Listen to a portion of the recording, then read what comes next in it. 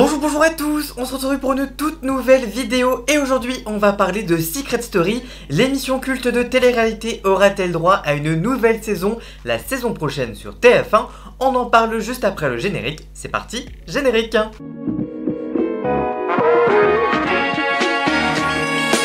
Alors que la saison 12 s'est conclue, le producteur de Jean-Louis Blotte assure un bilan positif auprès du Parisien. Je cite « Je suis satisfait des audiences, ces 8 semaines correspondent à ce que nous avions en tête, mais alors quels sont justement ces chiffres d'audience ?» En moyenne, les quotidiennes de Secret Story ont été suivies par 1,1 million de téléspectateurs pour près de 12% du public avec le replay. Les scores sur cible sont plus que corrects avec près de 29,2% sur les FRDA moins 50 ans, c'est-à-dire les ménagères. Le programme a généré plus de 13 millions d'heures de stream sur les 53 millions d'heures cumulées au total pendant la période de diffusion du programme. Un véritable carton donc. Si pour l'heure aucune nouvelle saison n'a été signée, la tendance serait donc au vert.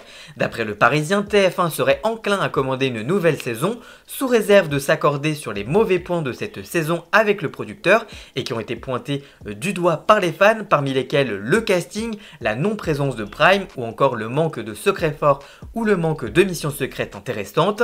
Cette saison test n'aura pas permis à Endemol de gagner de l'argent, la société de production en a même un peu perdu, mais elle permet de poser les bases d'une éventuelle nouvelle saison qui, comme pour la Star Academy, pourrait donc être rallongée la saison prochaine, et par la même occasion voir le retour des hebdos qui a fortement manqué aux fans. Seul point noir et interrogation autour de Secret Story, les audiences de la finale, diffusées très tardivement, a essuyé un petit revers d'audience en ne réunissant que 509 000 téléspectateurs. Côté part de marché, TF1 pointe à 11% sur le public, mais aussi 16,5% seulement sur les FRDA moins 50 ans, et fort heureusement 37% sur les 15-34 ans. Malgré tout, c'est un score en hausse par rapport à la moyenne de la case habituelle, mais qui déçoit puisque à titre de comparaison, le lancement 2 mois plus tôt de Secret Story dans un cadre horaire plutôt similaire avait réuni 783 000 téléspectateurs pour 20,6% du public et 36% des femmes responsables d'achat de moins de 50 ans et jusqu'à 61% des 15-34 ans. Sur Twitter, TF1 Pro a préféré annoncer une audience jusqu'à 1 million de téléspectateurs, donc c'est le pic. Une audience toutefois à nuancer puisqu'on ne connaît pas encore le score qu'a fait la finale en replay sur TF1+. Malgré tout, l'audience de la finale peut s'expliquer par un match de foot juste avant qui n'est pas vraiment la même cible et le même public que celui de Secret Story. En plus, en pleine semaine, et alors même qu'aucun hebdomadaire n'a été diffusé cette saison. De plus, Endemol a vendu le format de Secret Story sur 2 territoires, d'abord sur le continent africain, où une saison de Secret Story Afrique fait beaucoup parler jusqu'en France et qui se déroule actuellement, mais aussi au Portugal où la chaîne TVI l'a acheté. Cette vente de format ramène de l'argent à la société de production et pourra ainsi pousser la chaîne à commander une nouvelle saison. TF1 n'a donc pas communiqué les scores à J+7 de la finale de Secret Story et pour la bonne raison, selon Clément Garin, ils ne sont pas très bons. En plus des 509 000 téléspectateurs qui ont assisté à la finale en audience veille, donc c'est-à-dire en linéaire, seules 278 000 personnes se sont ajoutées en cumul à J+7 sur TF1+. La consolidation de la finale s'établit donc à 787 000 téléspectateurs pour 15,9% du public. Par ailleurs, la semaine dernière a eu lieu la conférence de presse de rentrée de TF1. Les journalistes présents ont évoqué le retour du programme avec les patrons de la chaîne.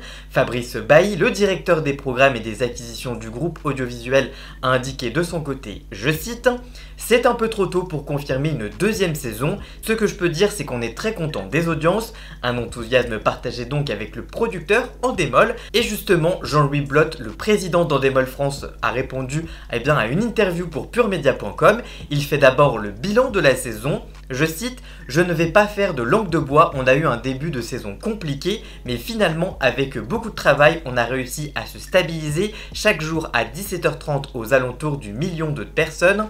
Derrière le linéaire, on a eu un replay très dynamique, une consommation digitale très importante qui fait que c'est un nouvel équilibre. C'est une proposition différente, peut-être qu'elle manquait à un diffuseur tel que TF1. On n'est pas au niveau de la Star Academy, mais à J+7, on est en moyenne à 30% sur les parts de marché sur les femmes responsables d'achat de moins de 50 ans. C'est loin d'être négligeable. Sur le Secret Story familial, il indique, je cite, « Avec TF1, nous avons voulu sortir de cette culture du clash. L'idée de ce retour, ce n'était pas de casser des portes.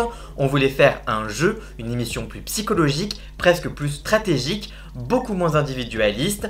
Et finalement, on a quand même réussi à raconter des histoires passionnantes avec ces nouveaux candidats et cette nouvelle façon qu'a la génération Z de penser. Sur la présence de TikTokers dans le casting, Jean-Louis Blotte a de son côté botté en touche et indiqué, je cite, « À la conférence de presse, on a annoncé qu'on avait un casting authentique. Après, ce n'est pas antinomique avec le fait d'avoir des millions de followers sur les réseaux sociaux, on peut complètement être authentique. » Enfin, il est revenu sur la rentabilité de la saison et sur une éventuelle retour de la télé-réalité sur TF1.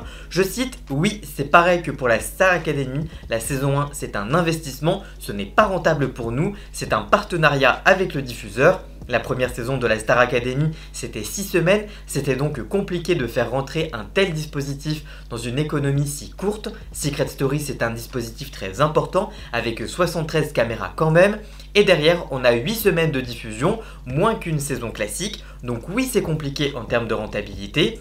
On ne sait pas s'il y aura une deuxième saison, on croise les doigts. En tout cas, je suis très fier et très content du travail des équipes sur Secret Story.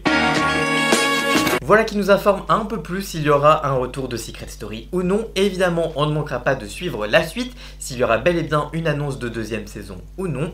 Pour le moment, le bilan est plutôt contrasté. Il va falloir donc conjuguer tous les points négatifs et positifs afin de savoir s'il y aura une nouvelle saison.